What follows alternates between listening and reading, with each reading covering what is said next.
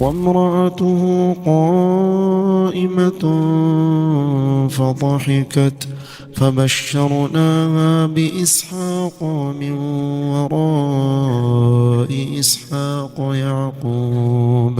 Nabi Ishaq adalah seorang nabi. Ayahnya seorang nabi. Saudaranya juga seorang nabi, dan dia memiliki putra juga seorang nabi. Ayahnya Nabi Allah Ibrahim Khalilur Rahman. Dia seorang nabi. Kemudian saudaranya juga Nabi Allah Ismail alaihi salatu wassalam juga seorang nabi. Bahkan putra beliau Nabi Yaqub alaihi salatu wassalam juga seorang nabi, dan cucunya juga Nabi Allah Yusuf seorang nabi. Artinya bahwa nabi ini dikelilingi oleh para nabi. Kalau kita cerita tentang kisah Ishaq alaihi salam, maka tidak lepas daripada kisah Ibrahim alaihi salatu wassalam. Karena kelahiran Ishaq ini adalah salah satu mukjizat yang Allah Subhanahu wa taala anugerahkan kepada Ishaq itu sendiri. Ma'asyiral muslimin yang dimuliakan Allah Subhanahu wa taala, di dalam Al-Quranul Karim Allah Subhanahu wa ta'ala menyebut nama Ishaq itu dengan 16 kali di dalam beberapa ayat yang tersebar di dalam Al-Quran. Saya sebutkan pertama surah Al-Baqarah ayat 133, kemudian diulang dalam Al-Baqarah juga 136, kemudian diulang dalam Al-Baqarah juga 140-nya, kemudian dalam surah Al-Imran ayat 84-nya, kemudian surah An-Nisa ayat 163-nya, kemudian surah Al-An'am ayat 80, atau surah Al-An'am surah Al-An'am ayat 84, kemudian surah Hud ayat 71, kemudian surah Yusuf ayat 6, kemudian diulang juga dalam Yusuf 38, kemudian surah Ibrahim ayat 39, kemudian surah Maryam ayat 49, surah Al-Anbiya ayat 71, kemudian dalam Al-Ankabut ayat 27, kemudian dalam surah As-Saffat ayat 112, kemudian terulang dalam As-Saffat 113-nya, dan yang terakhir dalam surah Shad ayat 45. Inilah ayat-ayat yang menyebutkan nama Ishaq di dalam Al-Quran. Akan tetapi ma'asyiral muslimin yang dimuliakan Allah Subhanahu wa ta'ala, walaupun Nabi Allah Ishaq alaihi salatu wassalam adalah kakek buyut Bani Israel, tetapi kisahnya tidak banyak dalam Al-Quran. Ketika Allah Subhanahu wa ta'ala menyebutkan beberapa ayat sampai 9 atau 16 ayat dalam Al-Quran, itu memang kisahnya tidak lengkap. Tapi kalau kita mau baca ayat-ayat itu, banyak pelajaran dan ibrah yang kita bisa petik nantinya.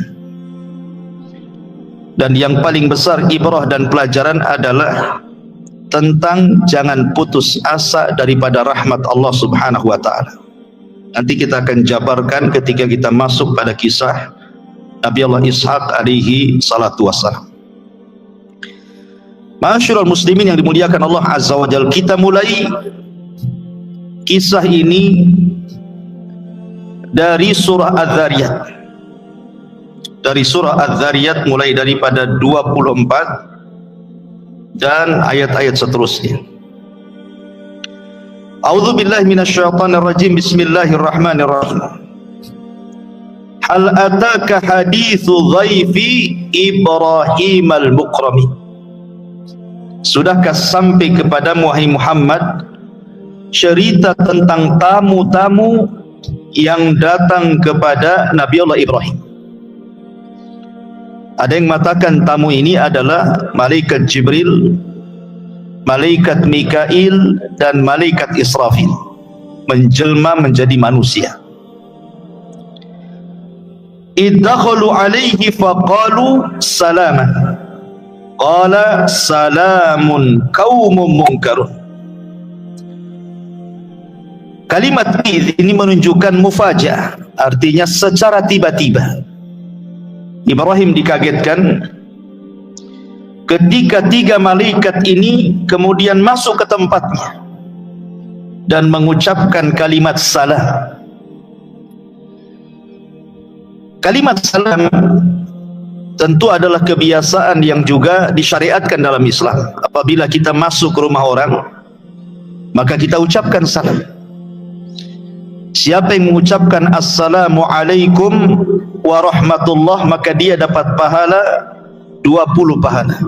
Kalau lengkap assalamualaikum warahmatullahi wabarakatuh, maka dapat pahala 30.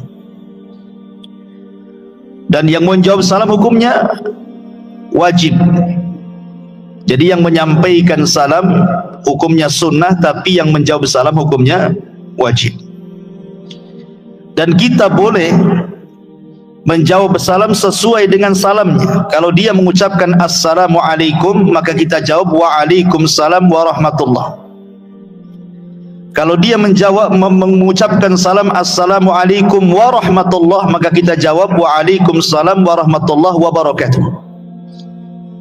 Kalau dia mengucapkan lengkap assalamualaikum warahmatullahi wabarakatuh, maka kita juga sama waalaikumsalam warahmatullahi wabarakatuh. Begitu cara menjawab salam. Lihat dia sampai di mana mengucapkannya. Kemudian Allah mengatakan faragha ila ahlihi faja'a biijlin samin. Ibrahim itu diambil dari dua kata Abu Ibrahim. Bahasa Ibrani artinya dia adalah Abul Adiyah, bapaknya tamu. Jadi Ibrahim itu memang setiap hari membuka pintu rumahnya untuk para tamu. Jadi memang sudah terbiasa menjamu tamu itu. Bahkan Ibrahim itu pernah punya penangkaran unta. Jadi setiap ada tamu maka akan disembelihkan unta. Subhanallah Ibrahim itu. Karena di zaman itu tamu beda dengan di zaman sekarang kan. Kalau di zaman sekarang kadang-kadang tamu itu kalau datang ke tempat kita walaupun dia orang jauh, terkadang sudah makan di jalan. Karena banyak warung, banyak restoran sepanjang jalan gitu. Tapi para musafir dulu, mereka kalau bertamu itu memang betul-betul lapar kan itu. Tidak ada yang mereka makan. Makanya kemudian Ibrahim itu sudah menyediakan hidangan-hidangan yang lezat untuk tamunya. Ketika kemudian Ibrahim sudah menyambut tamu-tamu ini, maka faragha ila ahli.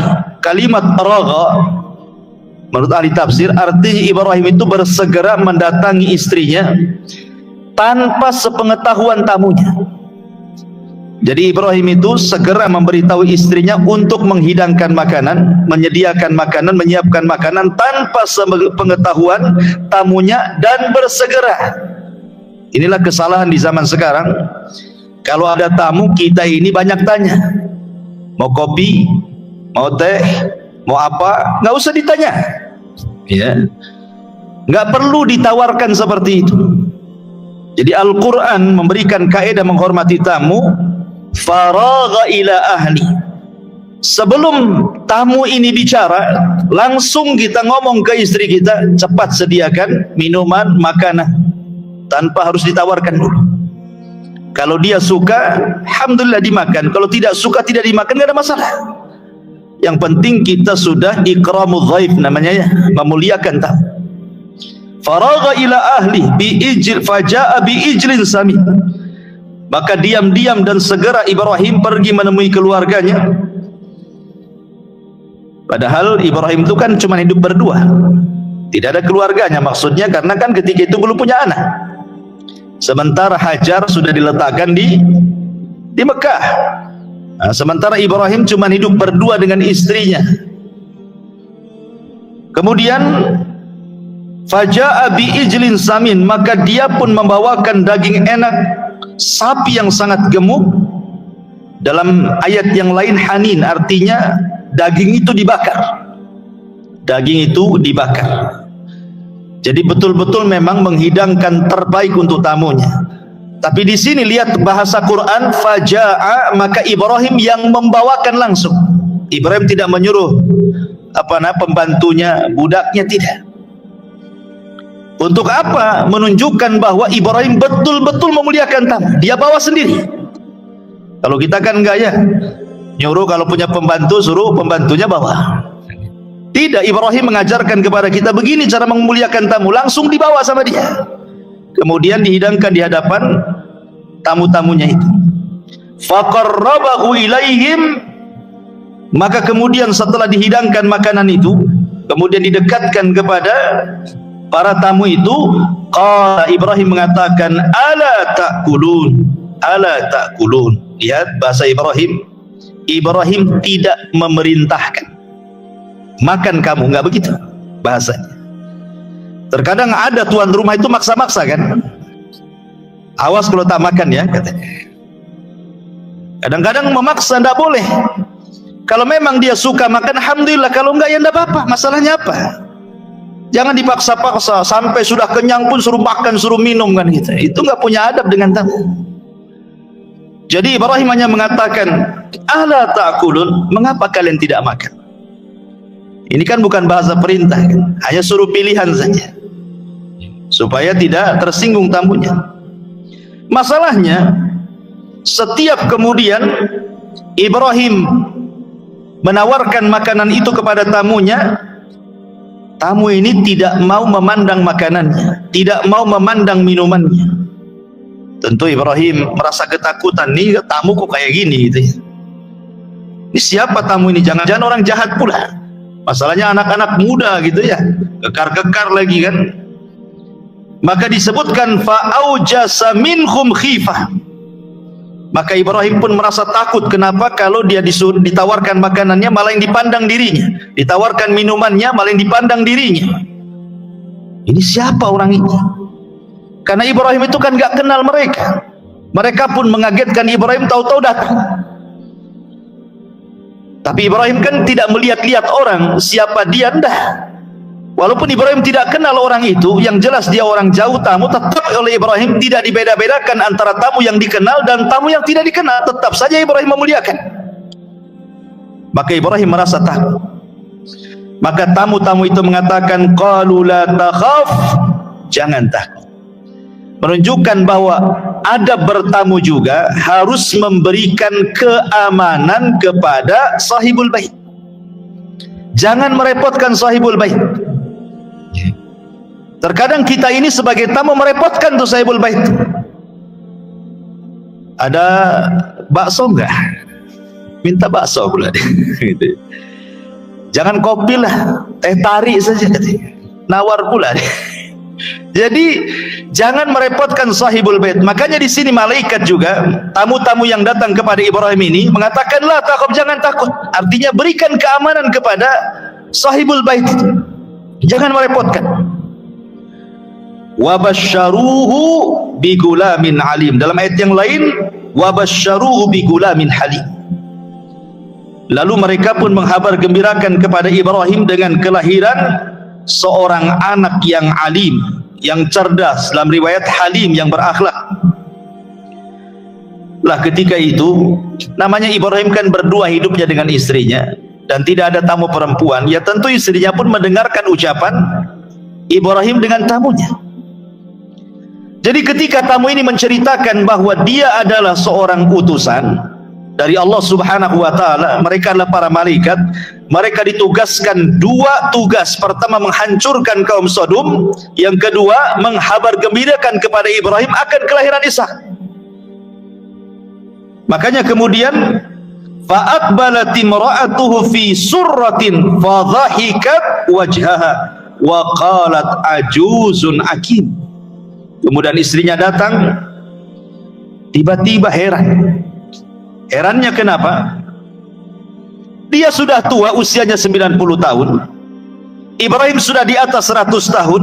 Tiba-tiba malaikat ini menghabar gembirakan akan kelahiran Ishak, sementara dia sendiri orang yang mandul. Dia wanita mandul, sudah tua. Tiba-tiba malaikat mengatakan kau akan punya anak Ishak. Kayaknya lucu, makanya fadhahikat wajah. Tiba-tiba dia tertawa. Istrinya itu tertawa, percaya nggak percaya masalahnya. Makanya dalam bahasa Ibrani, dhahikat, tertawa itu Ishak artinya. Ishak itu bukan bahasa Arab, bahasa Ibrani. Maknanya dhahik, tertawa. Makanya ketika punya anak diberi nama Ishak. Ishak itu artinya tertawa, gitu maksudnya. Ada dua penafsiran para ulama. Yang tertawa ini siapa? Ada yang mengatakan bahwa yang tertawa itu Ishak sendiri. Jadi ketika Ishak lahir, bayi itu tertawa. Jadi pas lahir dia tertawa gitu, bayi-bayi keluar tertawa dia. Makanya diberi nama Ishak. Tapi ada juga yang mengatakan bahwa yang tertawa adalah ibundanya. Tertawa ibundanya, makanya anaknya ketika lahir disebut Ishak. Dan Ishak dalam bahasa Arab itu kan bahasa Ibrani. Kalau di bahasa Arab kan artinya dhahu, dalam bahasa kitanya artinya tertawa. Jadi itu sebab kenapa kemudian Nabi ini diberi nama Ishak, gitu ya. Diambil dari tertawa tadi. Baru kemudian qalu, mereka mengatakan kadzalika qala rabbuk innahu huwal hakimul alim. Demikianlah Tuhanmu berfirman, sungguh dialah yang maha bijaksana dan maha mengetahui. Kenapa? Karena Ibrahim terus berdoa masalahnya. Dia tidak pernah bosan berdoa kepada Allah untuk minta anak, dan Allah maha mengetahui doanya. Dari sini saya katakan tadi, di antara faedahnya adalah kalau kita cerita tentang kisah-kisah Ishak ini, jangan putus asa dari rahmat Allah. Ibrahim sudah tua, istrinya sudah tua, mandul lagi. Tapi karena tidak putus asa dari rahmat Allah, terus berdoa, minta anak, lama-lama dikasih juga. Di zaman Nabi Musa alaihi salatu wassalam, ada seorang wanita yang sudah lama menikah, tidak punya anak.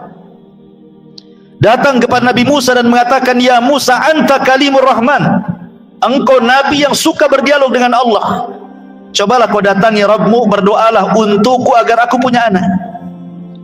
Maka Musa pun kemudian berdoa kepada Allah, kemudian berdialog dengan Allah dan mengatakan, ya Rabb, ada seorang wanita datang kepadaku, dia menghendaki keturunan, berikanlah keturunan kepada dia. Maka Allah mengatakan, ya Musa, tidak bisa. Qad qaddartuha akiman, aku sudah mentakdirkan dia mandul. Kau nggak bisa. Akhirnya Musa menghabarkan kepada wanita itu, tidak bisa, Allah menghabarkan kepadaku kau mandul, kau nggak punya anak. Wanita ini tidak bosan-bosan datang lagi ke Musa, jawabannya sama. Datang lagi kepada Musa, jawabannya sama. Akhirnya menangis wanita ini, pergi, akhirnya tidak datang lagi.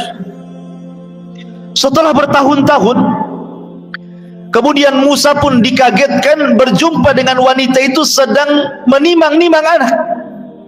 Kata Musa, itu anak siapa? Kata wanita ini anakku, katanya. Musa heran karena dia sudah bertanya kepada Allah bahwa Allah mentakdirkan dia akim, dia mandul. Kenapa sekarang punya anak? Akhirnya dia datang kepada Allah dan mengatakan, ya Rabb, bukankah kau yang mengatakan wanita itu mandul? Maka Allah mengatakan, ya Musa, wanita itu terus mengeluh, berdoa, meminta kepadaku, fastahyaitu, aku pun malu. Di antara sifat Allah itu pemalu. Maka aku pun berikan dia keturunan. Artinya bahwa tidak mustahil bagi Allah subhanahu wa ta'ala memberikan sesuatu yang kita anggap mustahil. Bagi Allah itu semuanya mungkin. Maka lihat kisah Nabi Allah Zakaria pun kurang lebih juga kisahnya kan. Nabi Zakaria itu kan umarnya sudah 120 tahun, istrinya juga sudah tua, mandul lagi, sama kisahnya. Tapi Nabi Zakaria ketika bolak-balik masuk mihrab tempatnya Maryam beribadah, Tiba-tiba melihat ada makanan, ada buah-buahan yang harusnya di musim dingin, ada pula di musim panas, atau sebaliknya. Zakaria heran dan mengatakan, "Anna laki hada?" Dari mana makan ini semua?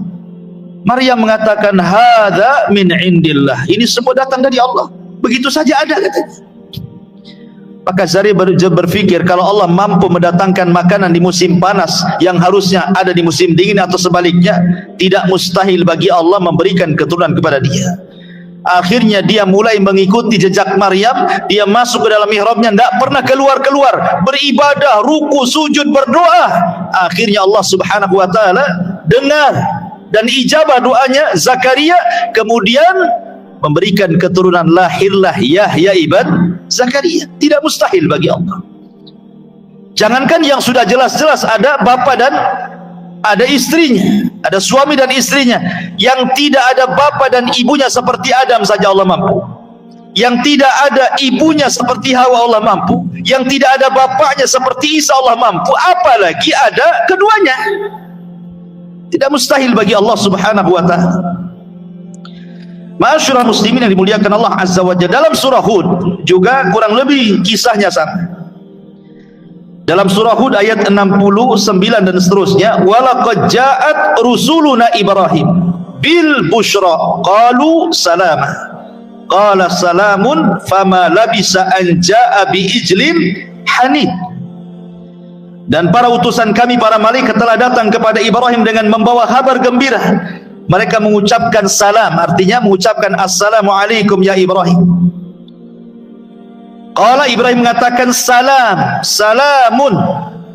Kalimat salamun itu, ini jumlah ismiyah. Dalam bahasa Arab jumlah ismiyah itu memiliki makna sabit wal istiqrar.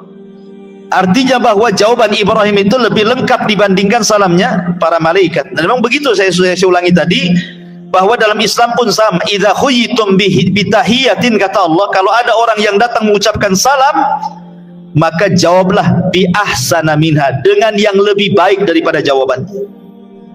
Begitu memang syariatnya, harus lebih baik jawabannya dibandingkan salamnya. Fama labisa an jaa bi ijlin hanid. Maka tidak lama kemudian Ibrahim menyuguhkan daging anak sapi yang dipanggang. Artinya Ibrahim bersegera menyediakan makanan untuk tamu. Makanya Nabi SAW ketika hijrah dari Mekah ke Madinah, khutbah pertama Rasul kepada orang-orang Ansar dan Muhajirin apa? Ayyuhan nas, abshu syalama bainakum, wa at'imu ta'am, wasilul arham, wa sallu bil laili wan nasun niyam, adkhalallahu lakumul jannah bisalam.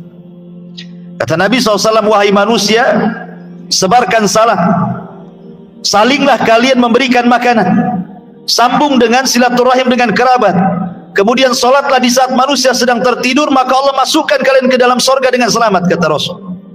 Di sini ada kata-kata wa'atimu ta'am, saling memberikan makanan, apalagi kepada tamu. Makanya kemudian di antara syariat Nabi SAW, man kana yu'minu billahi wal yaumil akhir falyukrim dhaifahu. Barang siapa yang beriman kepada Allah dan hari akhir, hormati tamunya. Kadang-kadang kita ini bakhil gitu ya. Ada tamu, aku gelas.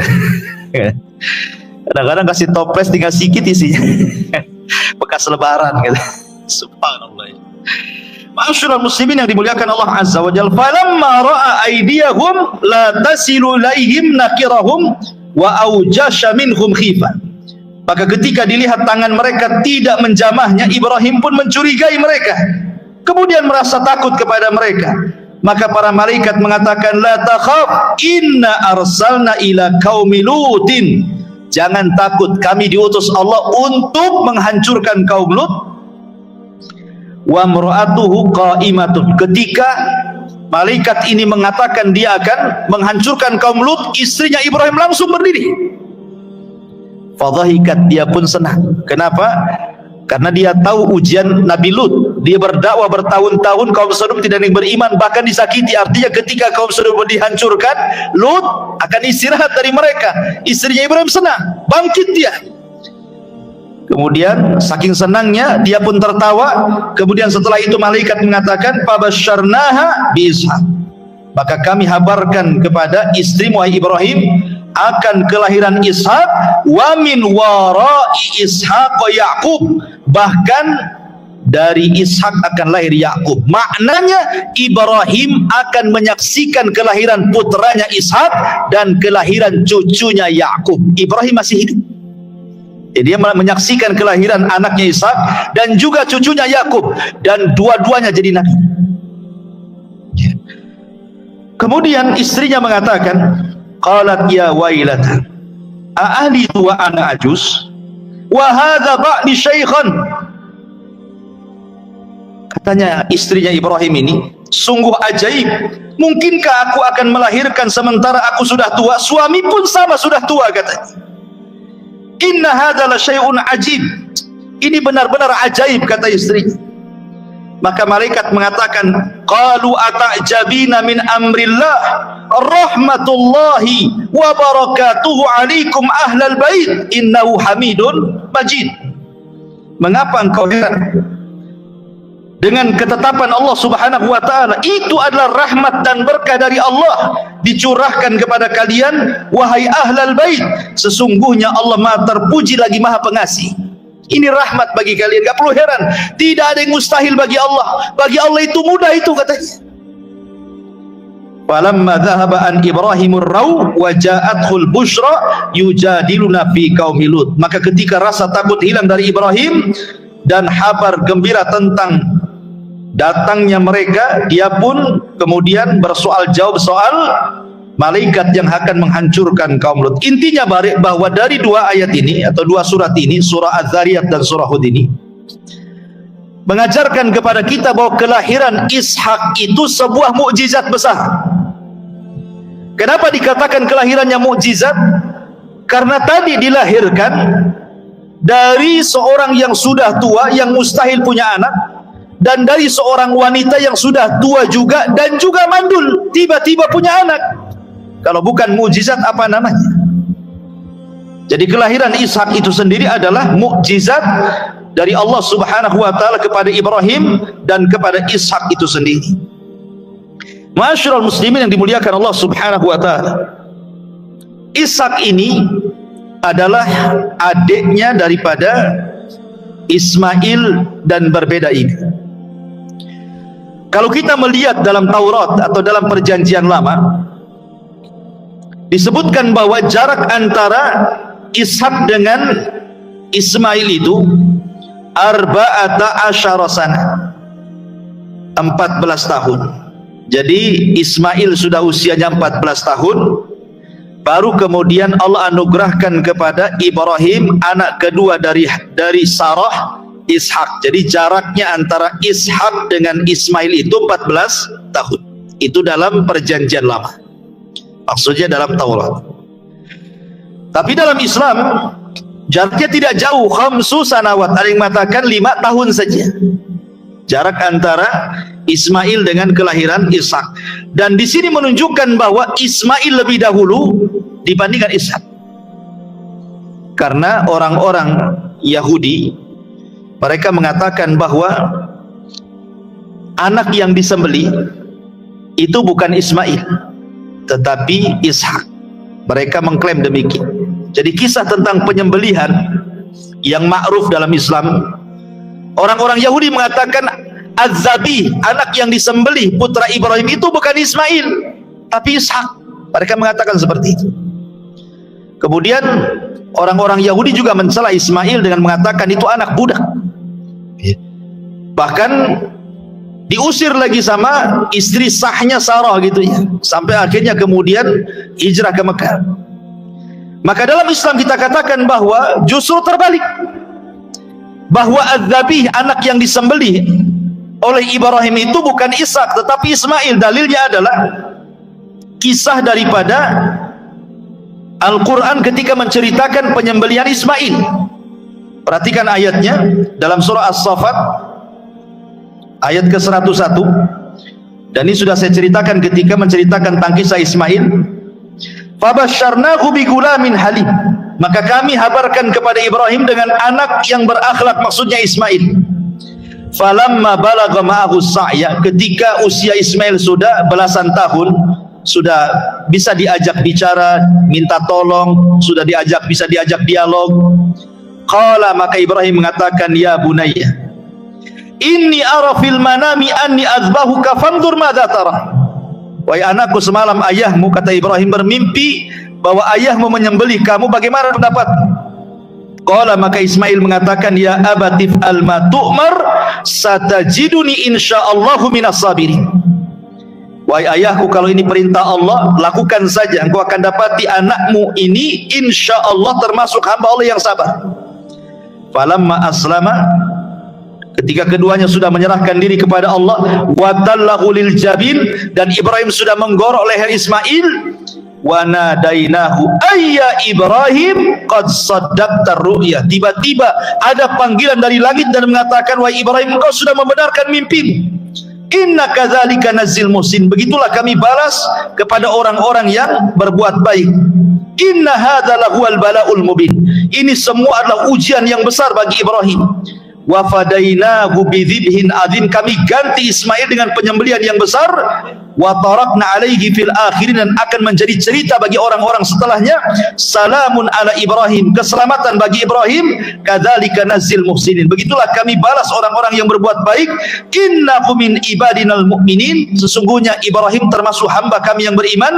Lihat setelahnya, wa basyarnahu bi Ishaq, kami setelah itu kami habarkan kepada Ibrahim dengan kelahiran Ishak. Lihat tartibnya di sini. Siapa yang disembelih? Ismail, bukan Ishak. Ya. Karena setelahnya kemudian ketika Allah menceritakan tentang penyembelihan ini, baru setelah itu bicara tentang penghabaran gembira tentang Ishak. Jadi orang-orang Yahudi yang mengatakan bahwa anak yang disembelih putra Ibrahim itu adalah Ishak tidak benar, dibantah dalam Al-Quran di sini. Bahwa yang disembelih itu Ismail, bukan Ishak. Karena di ujung cerita ini baru Allah mengatakan, wa basyarnahu bi Ishaq nabiyyan minas salihin, dan kami habarkan kepada Ibrahim dengan kelahiran Ishak, dan dia akan menjadi nabi dan termasuk hamba Allah yang saleh. Ma'asyiral muslimin yang dimuliakan Allah Subhanahu wa taala, ketika kemudian Ishak ini lahir, kemudian Ishak juga nasibnya sama dengan Ibrahim. Ibrahim pernah berpesan kepada Ishak, nanti kalau kamu hendak menikah, jangan menikah dengan siapapun, ambil dari keluarga bapakmu. Itu pesannya Ibrahim. Makanya kemudian Ibrahim pun setelah berpesan kepada Ishak, jangan menikah kecuali dari keluarga bapakmu, maka Ishak pun melamar anak pamannya, namanya Rifqah. Istrinya Ishak namanya Rifqah. Rifqah ini wanita saleh, wanita saleh, ahli ibadah luar biasa, tidak lepas daripada ibadah kepada Allah Azza wa Jal. Bahkan disebutkan biografinya oleh banyak para ulama tentang kisah wanita-wanita terbaik dalam Al-Quran. Salah satunya istri daripada Ishak namanya Rifqah, anak daripada pamannya. Lah setelah kemudian usianya 40 tahun lebih, udah lama menikah juga sama, tidak juga dikarunia anak tuh Ishak tuh, lama juga. Kemudian istrinya juga mandul, sama dengan ayahnya, dengan ibunya gitu ya. Tapi Ishak pun tidak putus asa, berdoa kepada Allah Azza wa Jal. Akhirnya kemudian Allah Subhanahu wa taala anugerahkan kepada Ishak, rupanya di perut Rifqah ini ada bayi. Subhanallah, bayinya kembar pula. Bayinya itu kembar. Ketika kemudian melahirkan, yang pertama dilahirkan anak pertamanya namanya Al-Is, pakai sad, Al-Is. Ketika kemudian lahir Is, tiba-tiba kemudian disusul dengan adiknya. Dalam bahasa Arab, menyusul itu artinya Yakub. Dalam bahasa Arab itu Yakub itu artinya menyusul. Makanya kemudian adiknya disebut Yakub karena menyusul Al-Is abangnya. Brojol, tidak selang lama keluar lagi gitu ya. Dalam bahasa Arab menyusul itu artinya Yakub. Itulah penamaan kenapa Nabi itu disebut Nabi Yakub, karena ketika melahirkan dia nyusul kakaknya. Kan ada dua kembar bayinya. Lah Al-Is ini nanti akan menjadi Abu Rum, keturunan orang-orang Eropa. Bapaknya orang-orang Eropa itu Al-Is. Sementara bapaknya orang-orang Bani Israel adalah Yakub. Nah, nanti kan terpisah. Di akhir zaman keturunan Is itu disebut sebagai Bani Asfar. Nanti di akhir zaman akan muncul pasukan dari Bani Asfar. Orang-orang Eropa itu keturunan Al-Is gitu. Lah kalau Nabi Yakub ini karena dia suka berjalan tengah malam, tafakur, makanya kemudian dia diberi nama Israel. Isra itu artinya berjalan malam, Il itu artinya Allah. Ya, makanya Jibril hamba Allah gitu ya. Mikail pembantu Allah gitu ya. Jadi kalau disebut Il itu artinya Allah gitu. Lah Yakub disebut Israel karena suka tafakur tengah malam, makanya disebut Israel dia. Nanti turunannya Yakub itu disebut Bani Israel. Kenapa Bani Israel disebut Bani Israel? Karena turunan Yakub. Makanya orang-orang Yahudi mereka mengklaim mereka itu disebut Israel, maka negaranya dikatakan Israel kan itu. Padahal tidak layak kita katakan negara itu disebut Israel. Kita katakan negara Yahudi, bukan Israel. Karena Israel itu diambil dari Israel, dan itu nama yang suci, nama seorang nabi namanya Yakub. Sementara Yahudi di zaman sekarang tidak mengikuti ajaran Yakub. Mereka menuhankan Uzair dan mengatakan Uzair anak Allah. Yakub tidak menuhankan Uzair. Uzair pun kapan datangnya? Ya. Ma'asyiral muslimin yang dimuliakan Allah Subhanahu wa taala. Lah Ibrahim menyaksikan kelahiran Yakub.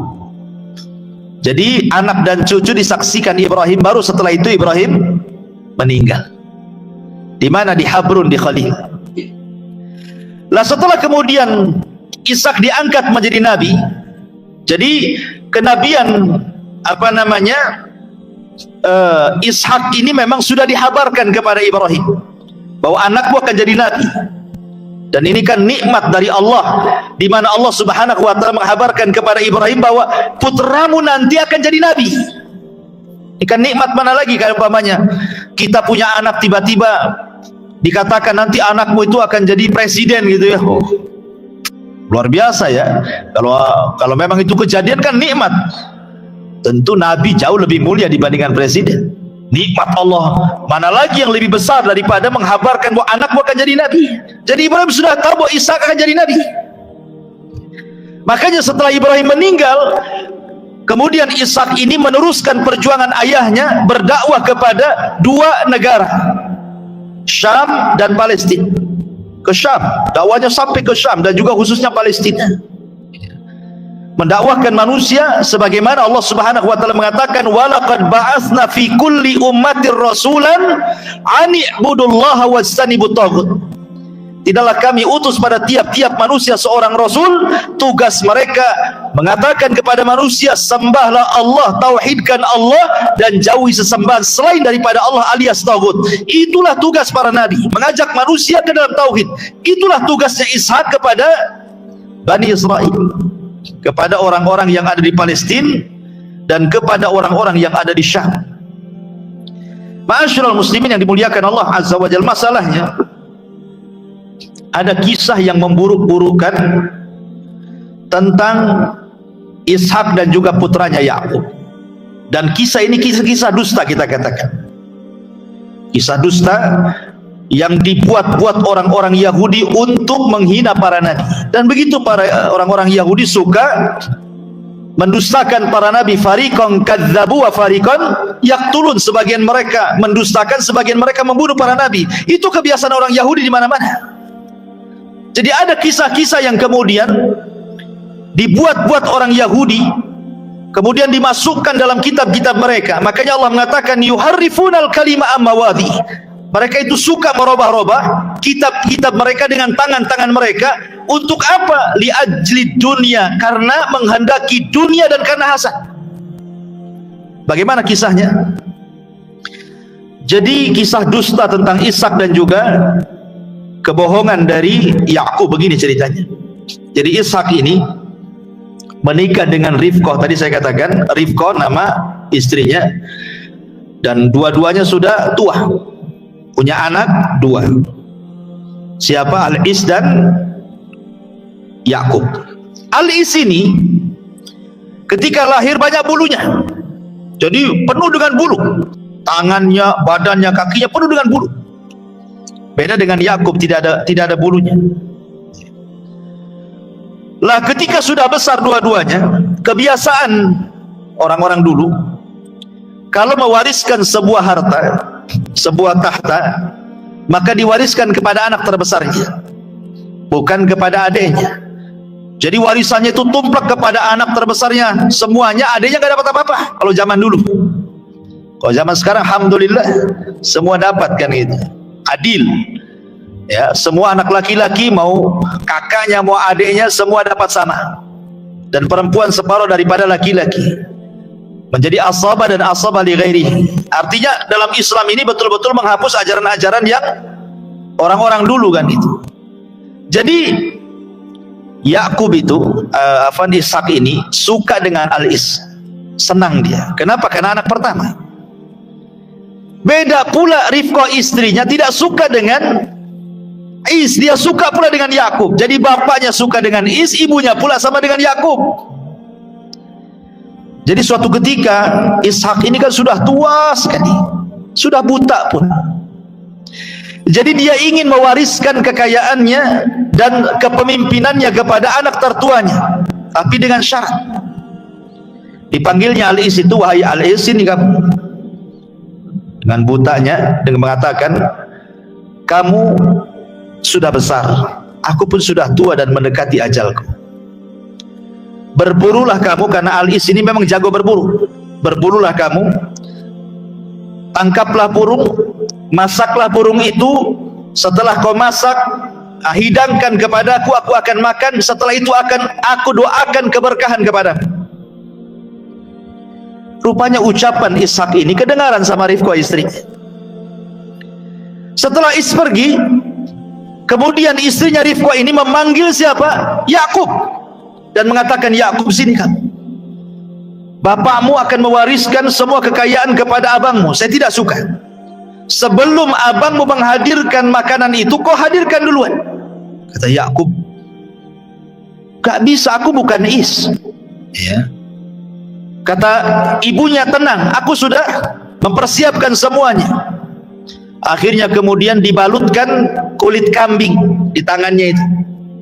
Biar kalau Yakub, namanya orang buta, kalau dia megang tangannya nampak ada bulunya, padahal itu kulit kambing yang dibalutkan di tangannya. Ya. Sama sengaja sama ibunya dibuat seperti itu. Diajari dusta. Akhirnya kemudian segeralah kemudian Yakub mencari burung, kemudian memasaknya, kemudian menghidangkan kepada ayahnya Ishak. Kemudian mengatakan, ya abati, wahai ayahku, saya adalah Al-Is. Kata Yakub, Is sedang berburu, kenapa cepat sekali kan gitu kan gitu. Enggak, saya Al-Is katanya. Walaupun Ishak itu ketika itu ya gimana, ketika diraba jasadnya jasad Is, tetapi suaranya Yakub, namanya orang buta kan gitu ya. Akhirnya diiyahkan saja, disangkanya yang depan itu adalah Al-Is.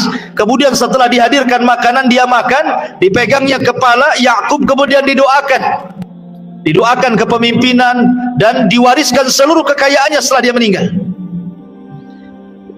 Selepas itu kemudian Yakub pergi. Setelah pergi datang pula Is, dia sudah dapat burung, sudah masak, sudah siap dihidangkan gitu ya. Kemudian mengatakan, ya abati, wahai bapakku, apa yang kau suruh sudah kulakukan. Saya sudah membawa daging yang siap disantap. Katanya, ya Ishak, Is baru tadi datang. Oh tidak, aku baru datang katanya kan. Akhirnya kemudian dipukullah kepala Ishak ini sendiri, merasa menyesal gitu ya. Kok bisa-bisanya dia kena bohong gitu ya, kena prank bahasa kita. Kemudian dia pun sedih, akhirnya meninggal sebab itu. Ceritanya tidak sampai di sini. Setelah kemudian Ishak meninggal, ya sebagaimana kebiasaan, karena Yakub sudah mendapatkan mandat waris daripada Ishak, Akhirnya semua kekayaannya, emasnya, ternaknya, rumahnya, kebunnya, semua diwariskan kepada Yakub. Is nggak dapat apa-apa, miskin dia. Saking miskinnya sampai dia kelaparan. Akhirnya dia datang kepada Yakub dan mengatakan, Yakub, berikan makanan kepada hatta kitu an amut, saya mau mati nih kalau nggak makan. Kata Yakub, oh tidak bisa, kau harus mengakui bahwa warisan itu untukku. Karena awalnya belum ada pengakuan kan itu. Kau harus mengakui dulu bahwa ini warisan punya aku, kata. Al-Is nyerah saja, nggak apa-apa, sudah itu warisan milikmu, tapi kasihlah saya makan, kata. Akhirnya kemudian setelah dia ada pengakuan dari Al-Is, kemudian Yakub pun hanya memberikan sepiring adas, kacang adas tuh. Bayangkan ditukar dengan satu piring adas supaya dia mengakui bahwa warisan ini milik Yakub. Subhanallah. Ma'asyiral muslimin yang dimuliakan, ini cerita dusta. Bagaimana kita katakan dusta? Pertama, tidak mungkin Ishak melakukan seperti ini. Dia seorang nabi, pasti datang wahyu. Masa sebodoh itu Ishak tiba-tiba mendoakan dan sudah tahu bahwa suara itu suara Yakub? Masa langsung mendoakan gitu saja, kemudian menyerahkan warisannya. Yang kedua, Yakub ini seorang nabi, makanya Allah mengatakan termasuk hamba Allah yang saleh, anak yang alim, yang halim, yang berakhlak, yang cerdas. Tidak mungkinlah kemudian dia mau tipu-tipu kan bahasanya. Masa mau disuruh berdusta sama ibunya mau saja dia? Tidak mungkin, mustahil. Makanya ini cerita dusta ini. Dan ini tersebar, kalau anda baca di internet kisah tentang Yakub atau Ishak, ada tuh cerita ini selalu. Kita katakan bahwa ini cerita dusta. Ini sengaja dibuat-buat orang Yahudi untuk menjelek-jelekan para nabi dan melegalkan maksiat orang-orang Yahudi. Jadi kalau orang Yahudi mencuri, bapak kami juga mencuri. Buktinya Yakub mencuri kekayaan Is abangnya. Nah, jadi punya legalitas, punya semacam pengakuan jadinya kan. Jadi kalau mereka bermaksiat itu, mereka akan mengatakan, oh bapak-bapak kami juga bermaksiat, nabi-nabi kami juga bermaksiat. Maunya seperti itu orang-orang Yahudi itu. Makanya mereka membuat cerita-cerita, kemudian dimasukkan cerita itu dalam Taurat mereka supaya melegalkan maksiatnya orang-orang Yahudi. Makanya Allah mengatakan yuharrifunal kalima an mawadi. Mereka menghapus-hapuskan kalimat-kalimat, memasukkan sesuatu yang bukan pada Taurat dimasukkan ke dalam Taurat. Kemudian mereka mengatakan hadza min indillah. Ini semua datang dari Allah. Wa ma huwa min indillah, kata Allah. Itu bukan datang dari Allah, itu datang dari kalian. Ma'asyiral muslimin yang dimuliakan Allah Subhanahu wa taala. Begitulah wataknya orang-orang Yahudi. Lah kemudian setelah kemudian Ishak pun terus berdakwah kemudian meninggal, maka kemudian dia dikuburkan sama di tempat dikuburkan ayahnya Ibrahim di Habrun, di sebuah Madinah, kota disebut Al-Khalil yang ada di Palestina. Disitulah kemudian di usia Ishak, karena usianya panjang 180 tahun, meninggal di usia 180 tahun, kemudian dikuburkan di satu desa namanya Habrun di kota yang disebut Al-Khalil yang ada di Palestina.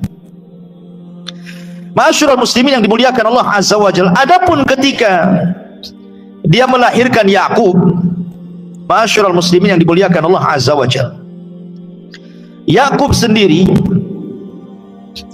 ketika sudah dewasa, dia berselisih dengan abangnya Al-Is. Tidak dijelaskan apa perselisihannya, tapi yang jelas berselisih. Namanya dalam keluarga abang adik biasalah berselisih. Ya mungkin antum pernah mengalami, mungkin adiknya dipukuli sama abangnya kan. Zaman dulu kan biasa, apalagi jarak usianya jauh. Oh makin tuh jadi samsaknya kakaknya gitu ya. Akhirnya kemudian Ishak memerintahkan agar Yakub keluar dari tempatnya dan menuju pamannya yang ada di Haran di Suriah. Jadi di Suriah itu ada namanya Haran. Ishak menyuruh Yakub untuk berpisah dengan abangnya. Pergilah kau ke Haran sana. Hiduplah bersama pamanmu di sana, biar enggak begaduh terus di sini maksudnya gitu. Maka Yakub pun kemudian berangkat ke Haran. Disitulah dia berjumpa dengan pamannya namanya Laban. Laban ini punya dua putri, pertama Rahil, yang kedua Lia. Lah akhirnya kemudian Yakub pun bekerja kepada pamannya, penggembala kambing. Ini menunjukkan bahwa setiap para nabi itu menjadi penggembala. Kata Nabi SAW, ma min nabiyyin illa wara'al ghanam. Tidak ada seorang nabi kecuali pernah menjadi penggembala kambing. Termasuk anda wahai Rasul, termasuk saya. Bahkan kenapa Nabi SAW sampai dari mulai kecil loh diasuh oleh Halimah Sa'diyah, dari mulai umur 1 tahun, 2 tahun sampai 6 tahun tidak lepas dari kambing Nabi itu. Jadi mainan Nabi itu sejak kecil sudah main dengan kambing tuh. Makanya ketika di usia 12 tahun dia menjadi penggembala kambing, dia sudah tahu ilmunya kambing. Walaupun kecil-kecil mungkin dia tidak paham, tetapi kan karena sering bergaul dengan kambing, paham dia akhirnya. Ilmu perkambingan bahasa kita. Jadi ketika Rasulullah SAW tidak jadi berangkat ke Syam bersama Abu Talib karena dihalang-halangi oleh pendeta, jangan pergi ke sana nanti dibunuh anak ini, pulangkan ke Mekah. Akhirnya Rasulullah SAW mulai berpikir untuk menolong pamannya. Bagaimana caranya? Lihatlah orang-orang sebayanya, banyak orang gembala kambing, ikutlah dia menjadi penggembala kambing. Dan penggembala kambing itu diistilahkan para ulama, sebelum Rasul membimbing umat, sengaja Allah Subhanahu wa taala memerintahkan dia untuk memimpin kambing. Seolah-olah memimpin kambing itu persiapan untuk memimpin umat, karena terlahir sifat-sifat kesabaran, kemudian keberanian, tawadu, ya kan? Penggembala kambing tawadu. Mana ada penggembala kambing duduk di kantor? Penggembala kambing ya tidur sama kambing lah, tawadu kan gitu ya. Kemudian sabar, kalau nggak sabar banyak matilah kambingnya. Kalau sakit kan diobati. Nah, timbullah sifat sabar, rahmat, kasih sayang, berani, takut dicuri orang, takut ada serigala, dilawan dia, keberaniannya muncul kan itu. Jadi memang dididik. Lah, sama dengan Yakub juga sama. Akhirnya kemudian dia tertarik dengan salah satu putrinya Laban namanya Rahil, dan mengatakan, wahai pamanku, boleh nggak aku nikahi salah satu putrimu? Boleh, tapi syaratnya jadilah kau bekerja denganku selama 7 tahun. Subhanallah, karena dia mengejar wanita, 7 tahun pun dilewati dia. Namanya dia cinta dengan wanita, ingin mendapatkan wanita, laut pun diseberang, gunung pun didaki, kan itu bahasanya. Kalau orang sudah ada keinginan dengan perempuan, semua jadi. Takut pun jadi berani. Jadi sabar itu, Yakub itu menjadi penggembala kambing selama 7 tahun tuh. Setelah 7 tahun, dia mengatakan kepada pamannya, apa yang kau syaratkan sudah kulakukan. Kapan menikah saya dengan salah satu putramu Rahil?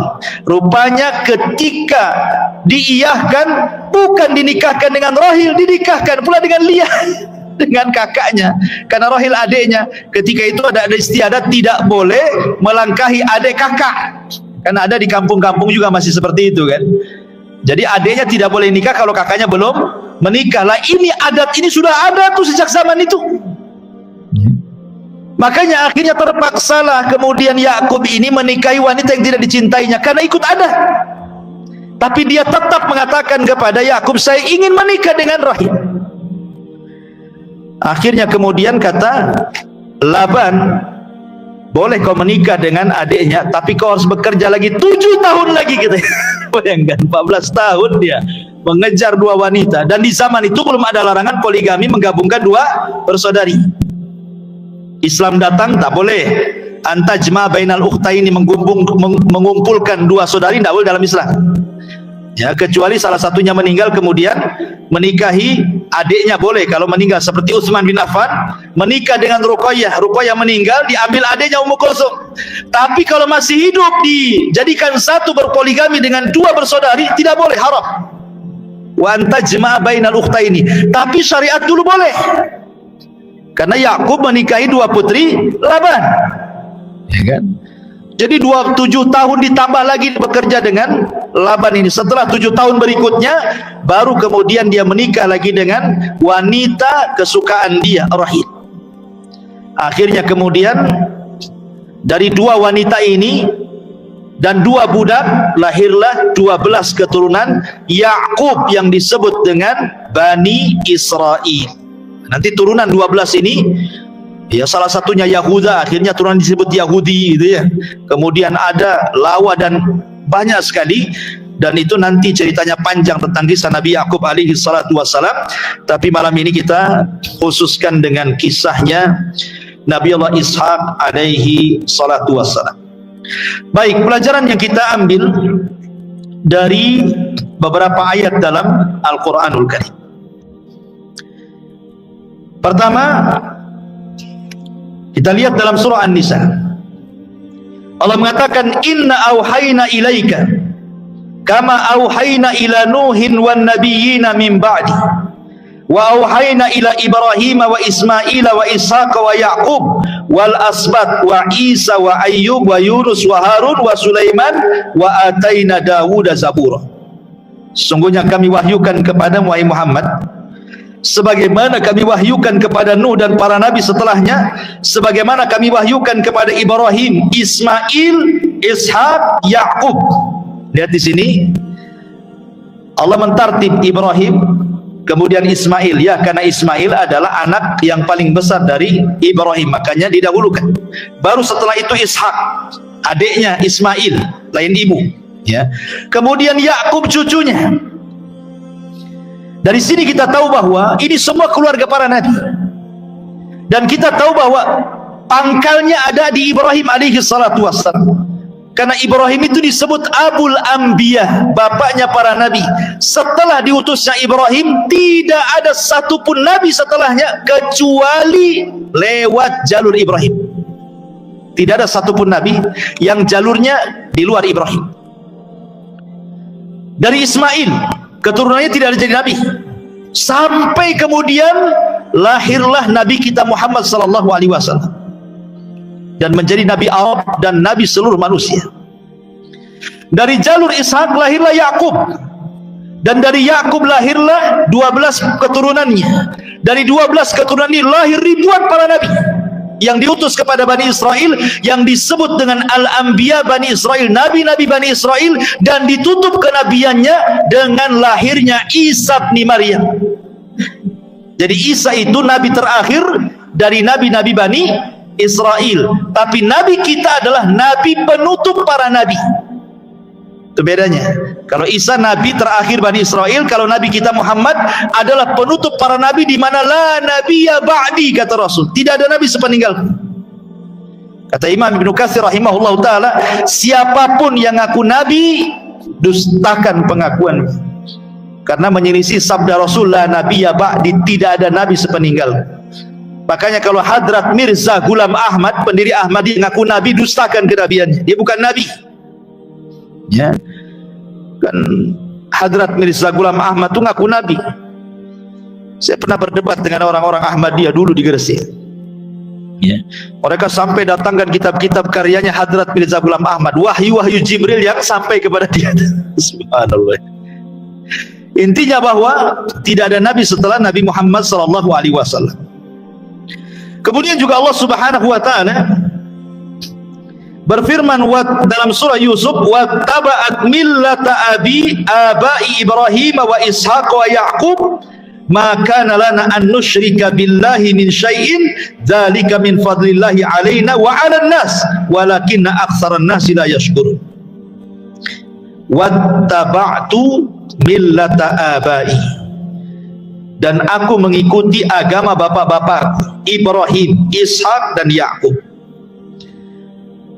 Dan Allah tidak perintahkan kecuali agar jangan menyekutukan dengan Allah dengan siapapun, dan itu adalah karunia Allah kepada kita dan kepada manusia, akan tapi kebanyakan manusia tidak bersyukur. Dari sini menunjukkan bahwa kita mengikuti agama para nabi, maksudnya mengikuti tujuan dakwah para nabi, tauhid.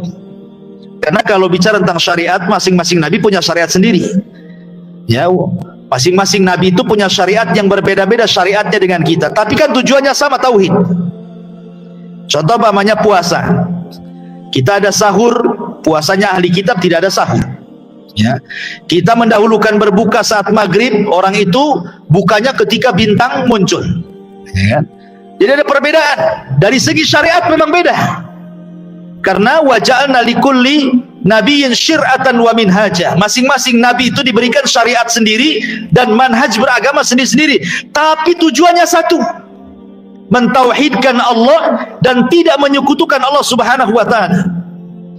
Maka sebagaimana para nabi juga mengikuti agama Ibrahim, kita juga sama mengikuti agama Ibrahim. Wattaba'tu millata Ibrahim, dan kita juga mengikuti agama Ibrahim karena agama Ibrahim adalah agama tauhid. Makanya Ibrahim itu tidak lepas daripada doa-doa yang sering dikumandangkan dalam Islam. Ketika tasyahud kita pun sering menyebut-nyebut bukan hanya Allahumma sholli ala Muhammad, tetapi wa ala ali Muhammad kama shallaita ala Ibrahim wa ala ali Ibrahim. Disebut-sebut juga keluarga Ibrahim.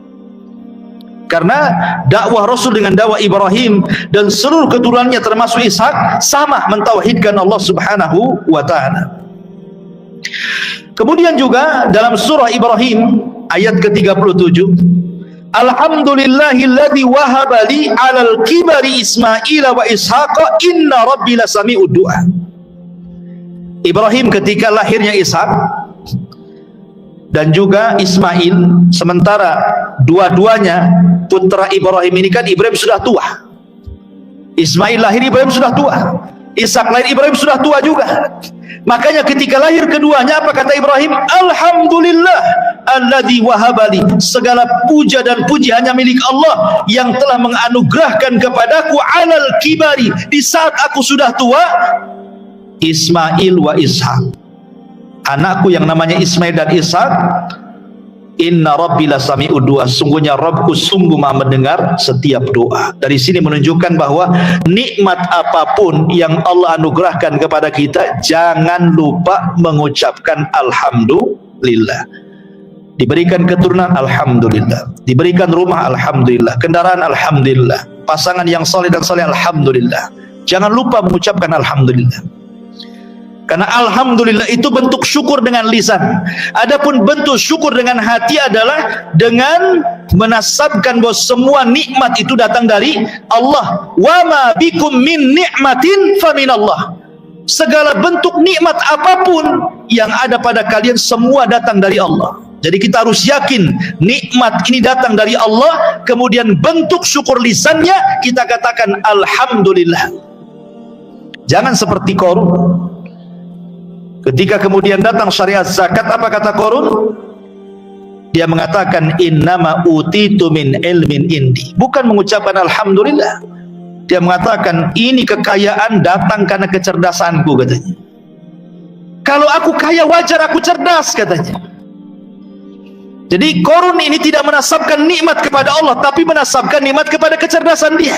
Ya wajarlah aku kaya, aku kan S3, aku kuliah, aku ini masa tinggi saya sekolah kok saya miskin gitu. Seolah-olah apa? Seolah-olah kekayaan itu karena titel dia, karena kecerdasan. Bukan. Kekayaan itu datang dari Allah. Betapa banyak orang-orang yang sampai profesor, kalau memang tidak diberikan rezeki tetap miskin dia. Tapi betapa banyak orang gak sekolah, kalau ditakdirkan kaya, kaya dia. Karena semua datang dari Allah Subhanahu wa ta'ala. Maka setiap nikmat kita katakan alhamdulillah. Ma'asyiral muslimin yang dimuliakan Allah Azza wa Jalla. Kemudian juga Allah Subhanahu wa ta'ala juga mengatakan dalam surah Al-Baqarah, Qulu amanna billah wa ma unzila ilaina wa ma unzila ila Ibrahim wa Ismail wa Ishaq wa Yaqub wal asbat wa ma utiya Musa wa Isa wa ma utiya nabiyyuna min rabbihim la nufarriqu baina ahadin minhum wa nahnu lahu muslimun.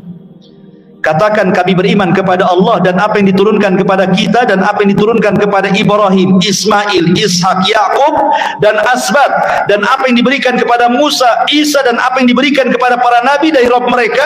Jangan kita membeda-bedakan mereka siapapun, dan kita semua berpasrah diri kepada Allah. Dari sini ada faedah, tidak boleh kita membeda-bedakan para nabi. Karena orang Yahudi mereka tidak mengakui kerasulan Isa. Orang Yahudi itu tidak beriman dengan Isa. Bahkan dikatakan Isa itu anak zina, ibunya pelacur. Sampai hari ini orang Yahudi tidak mengakui Nasrani. Rupanya diulang oleh Nasrani. Orang Nasrani tidak mengakui Muhammad sallallahu alaihi wasallam. Kan gitu. Sebagaimana Yahudi tidak mengakui Isa, Nasrani pula tidak mengakui Muhammad sallallahu alaihi wasallam. Ketika orang Nasrani mengkafirkan orang Yahudi, kenapa? Karena Yahudi tidak mengakui Nabi mereka. Kita pun sama kafirkan Nasrani karena orang Nasrani tidak mengakui Nabi kita. Apa bedanya? Dan orang Yahudi juga tidak mengakui Nabi kita. Kita kafirkan juga Yahudi. Makanya Allah mengatakan lam yakunil ladzina kafaru. Siapa kafaru? Min ahlil kitab. Siapa ahli kitab? Yahudi dan Nasrani. Mereka kafir berdasarkan nas Al-Quran. Dan kita boleh mengkafirkan Yahudi kafir, Nasrani kafir, boleh, karena Allah yang mengkafirkan. Kalau Allah katakan Yahudi kafir, kita katakan kafir. Nasrani mengatakan kafir, kita katakan kafir, karena Allah yang mengatakan kafir. Tapi kalau Allah dan Rasulnya tidak mengatakan kafir, jangan kita kafirkan. Kita hanya mengkafirkan yang Allah kafirkan, kita yang mengkafirkan yang Rasul kafirkan saja. Datang pula orang-orang yang tersinggung dari kalangan kaum muslimin, jangan mengatakan kepada ahli kitab orang kafir. Lembut sikit lah, keras sekali kalian nih. Lalu apa sebagai gantinya? Ya, non muslim. Non muslim lah, apa bedanya non muslim? Ya kafir kan itu. Mau dilembutkan gimana? Bahasa Quran itu paling lembut itu. Wa man asdaqu minallahi qila. Tidak ada yang lebih benar daripada ucapan Allah, dan tidak ada yang lebih lembut dibandingkan firman Allah. Kalimat kafir itu lembut karena Allah yang mengatakan. Kalau kita mengatakan mereka kafir, itu Al-Quran yang mengatakan. So, kita hanya ikut Quran saja. Kok yang sewot malah orang-orang yang beriman ini gimana? Orang-orang Islam yang sewot malah.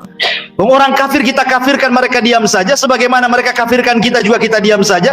Kenapa saudara-saudara kita dari Muslim kok sewot dia? Kan aneh ini menunjukkan.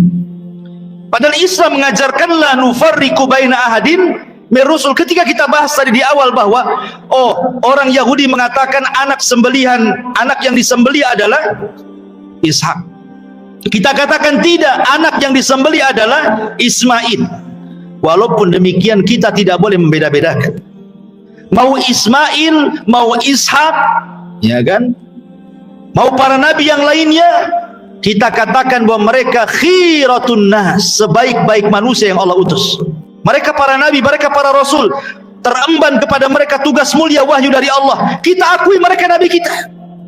Mereka nabi, mereka rasul, diturunkan oleh Allah Azza wa Jalla untuk mendakwakan tauhid. Kita tidak boleh membeda-bedakan mereka. Walaupun Yahudi membedakan para nabi dan rasul, tidak mengakui Isa, tidak mengakui Muhammad, enggak apa-apa. Tapi kita akui nabinya Yahudi Musa, kita akui nabinya Nasrani Isa. Kita mengakui walaupun mereka tidak mengakui. Makanya Allah mengatakan la nufarriqu baina ahadim minhum.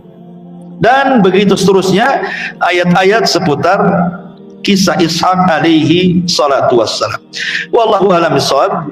Memang kisah Ishak ini tidak banyak dicantumkan dalam Al-Quran. Maksudnya tidak secara detail, ya, sebagaimana kisah-kisah nabi yang lainnya. Karena sering saya katakan bahwa dari 25 nabi dan rasul, ada nabi-nabi itu yang secara detail diceritakan. Seperti Musa itu detail, dari lahir sampai besar gitu ya.